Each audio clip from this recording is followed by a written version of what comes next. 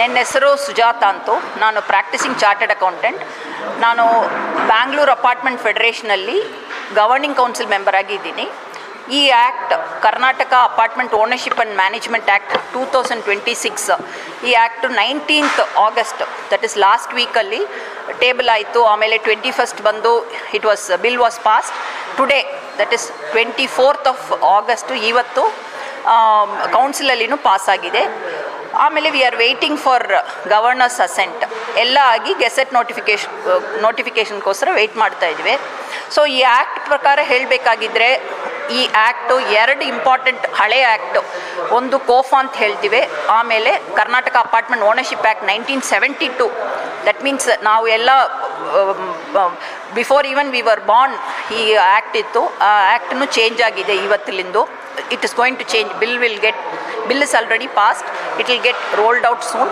So ಈ ಆ್ಯಕ್ಟಲ್ಲಿ ಏನೆಲ್ಲ ಇಂಪಾರ್ಟೆಂಟಾಗಿ ನಾನು ಹೇಳಬೇಕು ಅಂದರೆ, ಒಂದು, ಈ ಆ್ಯಕ್ಟ್ ಪ್ರೊಟೆಕ್ಟ್ಸ್ ನಮ್ಮದು ಟೈಟಲ್, ಓನರ್ಶಿಪ್, ಹೆರಿಟಬಿಲಿಟಿ, ಟ್ರಾನ್ಸ್ಫರಬಿಲಿಟಿ ಇದೆಲ್ಲ ನಮಗೆ ಖಂಡಿತಾಗಿ ಮಾಡ್ತೀವಿ ಅಂತೂ ಅಶ್ಯೂರೆನ್ಸ್ ಕೊಡ್ತಾ ಇದೆ. That is the basic objective of this act. Second, redevelopment. That is ಇಷ್ಟು ವರ್ಷ 50 ವರ್ಷ ಆಗಿ ಈ ಆ್ಯಕ್ಟ್ ಆಗಿದೆ, ಹಳೆ ಆ್ಯಕ್ಟು. ಬಟ್ ರೀಡೆವಲಪ್ಮೆಂಟ್ ಅಂದರೆ ಏನು ಅಂತ ನಮ್ಗೆ ಗೊತ್ತಾಗ್ತಾ ಇಲ್ಲ. ಯಾಕೆಂದರೆ ಬಿಲ್ಡಿಂಗ್ ಎಲ್ಲ ಹಳೇದು ಆಗ್ತಾ ಇದೆ. ನಾವು ಡೆಮಾಲಿಷ್ ಮಾಡಿ ಹೊಸದು ಮಾಡಬೇಕಾಗಿದ್ರೆ ಯಾವ ಥರ ಮಾಡಬೇಕು, ಮತ್ತು ಯಾವ್ದು ಏರಿಯಾ ಸಿಗ್ತಾ ಇದೆ. ಯಾಕಂದರೆ ಈಗ ಫಾರ್ ರೇಷಿಯೋ ಎಲ್ಲ ಚೇಂಜ್ ಆಗಿದೆ. ಹಂಗಿದ್ರೆ ಚಿಕ್ಕ ಬಿಲ್ಡಿಂಗ್ ಇರೋರಿಗೆ 2 bedroom ಇರೋರಿಗೆ ಮೇ ಬಿ 2.5 bedroom ಸಿಗ್ಬೋದು. ಸೊ ಆ ಥರ ರೂಲ್ಸ್ ಎಲ್ಲ ಬಂದಿದೆ. ಒನ್ ಮೋರ್ ಇಂಪಾರ್ಟೆಂಟ್ ಅದರಲ್ಲಿ ಏನು ಹೇಳಬೇಕಾಗಿದ್ರೆ, ಮಾರ್ಕೆಟ್ ವ್ಯಾಲ್ಯೂನು ತುಂಬ ಜಾಸ್ತಿ ಆಗಿಬಿಟ್ಟಿದೆ. ಸೊ ಈಗ ಡೆಮಾಲಿಷ್ ಮಾಡಿ ರೀಡೆವಲಪ್ಮೆಂಟ್ ಮಾಡಬೇಕಾಗಿರೋದಕ್ಕೆ ಎಲ್ಲರೂ ಒಪ್ಕೊಳ್ಳಲ್ಲ, ಕೆಲವೊಬ್ಬರು ಬೇಡ ಅಂತ ಹೇಳ್ತಾರೆ. ಸೊ ಅದಕ್ಕೋಸ್ಕರ ಮಾಡಿದ್ದಾರೆ ಈ ಆ್ಯಕ್ಟಲ್ಲಿದ್ದರೆ 75% ಕನ್ಸರ್ನ್ ಬೇಕು. ದಟ್ ಇಸ್ 2/3 ಮೆಜಾರಿಟಿ ಬೇಕೇ ಬೇಕು. ಸಪೋಸ್ ಕೆಲವೊಬ್ರಿಗೆಲ್ಲ ಇಷ್ಟ ಇಲ್ಲ ಅಂತ ಇಟ್ಕೊಳ್ಳೋಣ, ಕೆಲವೊಬ್ರು ಬೇಡ, ನಮಗೆ ಹಳೆಯ ಬಿಲ್ಡಿಂಗೇ ಬೇಕು ಅಂತ ಹೇಳ್ತಾರೆ.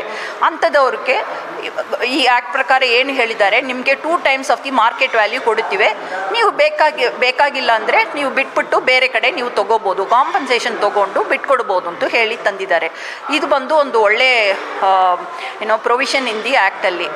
ಆಮೇಲೆ ಇನ್ನೊಂದು ಮುಖ್ಯವಾಗಿ ಹೇಳಬೇಕಾಗಿದ್ದರೆ, ಇದಕ್ಕಿಂತ ಮುಂಚೆ ಅಪಾರ್ಟ್ಮೆಂಟ್ ಓನರ್ಗೂ ಅಸೋಸಿಯೇಷನ್ಗೂ ಜಗಳ ಇರುತ್ತೆ. ಮತ್ತು ಒಬ್ಬರು ಹೇಳ್ತಾರೆ, ಇಲ್ಲ ನಿಮ್ಮ ವಾಟರ್ ಕಟ್ ಮಾಡ್ತೀನಿ, ಎಲೆಕ್ಟ್ರಿಸಿಟಿ ಕಟ್ ಮಾಡ್ತೀನಿ, ನೀವು ಮೇಂಟೆನೆನ್ಸ್ ಪೇ ಮಾಡಿಲ್ಲಾಗಿದ್ದರೆ. ಈ ಥರ ಎಲ್ಲ ತುಂಬ ಕ್ಲಾರಿಟಿ ಇರಲಿಲ್ಲ. ಅವರವರು ಏನೆಲ್ಲ ಬರುತ್ತೋ ಹೆಂಗೆಲ್ಲ ಮಾಡೋಕ್ಕಾಗತ್ತೋ ಆ ಥರ ಮಾಡ್ತಾಯಿದ್ರು. ಬಟ್ ಈ ಆ್ಯಕ್ಟ್ ಪ್ರಕಾರ ಹಂಗೆಲ್ಲ ಮಾಡೋಂಗಿಲ್ಲ. ಈ ಆ್ಯಕ್ಟ್ ಏನು ಹೇಳ್ತಾ ಇದೆ ಅಂದರೆ, ಈಗ ಯಾರೇನು ಮೇಂಟೆನೆನ್ಸ್ ಪೇ ಮಾಡಿಲ್ಲ ತುಂಬ ದಿನ ಆಗಿ, ದಟ್ ಇಸ್ ಡಿಫಾಲ್ಟ್ ಮಾಡ್ತಾರೆ, ಅವ್ರಿಗೆ ಅವಕಾಶ ಕೊಡ್ತಾರೆ, ಇಂಟ್ರೆಸ್ಟ್ ಲೆವಿ ಮಾಡ್ತೀನಿ ಅಂತ ಹೇಳ್ತಾರೆ. ಎಲ್ಲ ಹೇಳಿ ಟೈಮ್ ಕೊಟ್ಟು ಅವಕಾಶ ಕೊಟ್ಟು ಅವರು ಮುಂದಕ್ಕೆ ಬಂದು ಪೇ ಮಾಡೋಕ್ಕೆ ರೆಡಿ ಇಲ್ಲಾಗಿದ್ದರೆ ನಾನ್ ಎಸೆನ್ಷಿಯಲ್ ಸರ್ವೀಸಸ್ಸು ಕಟ್ ಮಾಡ್ಬೋದು. ದಟ್ ಇಸ್ ಎಲೆಕ್ಟ್ರಿಸಿಟಿ ಕಟ್ ಮಾಡೋಂಗಿಲ್ಲ, ಕುಡಿಯೋ ನೀರು ಕಟ್ ಮಾಡೋಂಗಿಲ್ಲ. ಬಟ್ ಬೇರೆ ಏನು ಬ್ಯಾಕಪ್ ಪವರ್ ಇದೆ ಅಂತ ಇಟ್ಕೊಳ್ಳಿ, ಅದು ಆ ಸರ್ವೀಸ್ ಅಸೋಸಿಯೇಷನ್ ಕೊಡಲ್ಲ. ಮತ್ತು ಗಾರ್ಬೇಜ್ ಪಿಕಪ್ ಇರುತ್ತೆ, ಮತ್ತು ಹಾಲು ತಂದಾಕ್ತಾರೆ, ಅದೆಲ್ಲ ಸರ್ವೀಸಸ್ ಎಲ್ಲ ಕಟ್ ಮಾಡೋಕ್ಕೆ ಅವಕಾಶ ಕೊಟ್ಟಿದ್ದಾರೆ ಅಸೋಸಿಯೇಷನ್ಗೆ. ಇದು ಒಂದು ಒಳ್ಳೆಯದು. ಆಮೇಲೆ ಇನ್ನೊಂದು ಹೇಳಬೇಕಾಗಿದ್ದರೆ, ಈಗ ಒಂದು ಹೋಮ್ ಬೈಯರ್ ಇರ್ತಾರೆ, ಅವ್ರಿಗೆ ಅಸೋಸಿಯೇಷನ್ ಮೇಲೆ ಏನೋ ಒಂದು ಡಿಸ್ಪ್ಯೂಟ್ ಬರುತ್ತೆ, ಇಲ್ಲ ಬೇರೆ ಕಡೆ ಯಾರೇನೋ ಡಿಸ್ಪ್ಯೂಟ್ ಬಂದ್ರೇನೋ ಒಂದು ಅಪಿಲೇಟ್ ಮೆಕ್ಯಾನಿಸಮ್ ಅಂತ ಒಂದು ತಂದಿದ್ದಾರೆ. 2 levels of dispute escalation is brought into this act. ಅದ್ರ ಪ್ರಕಾರ ಅವರು ಏನು ಡಿಸ್ಪ್ಯೂಟ್ ಇದ್ರೇನೋ ಅಲ್ಲಿ ಹೋಗ್ಬಿಟ್ಟು ಕಂಪ್ಲೇಂಟ್ ಮಾಡಿ ಡ್ಯೂ ಪ್ರಾಸೆಸ್ ಫಾಲೋ ಮಾಡಿ ಅವ್ರಿಗೆ ಏನು ಬೇಕೋ ಅದಕ್ಕೆ ರೆಸಲ್ಯೂಷನ್ ಸಿಗುತ್ತೆ. ಇದು ಒಂದು ಒಳ್ಳೆಯದು ಈ ಆ್ಯಕ್ಟಲ್ಲಿ ತಂದಿರೋದು. Yes sir, thank you.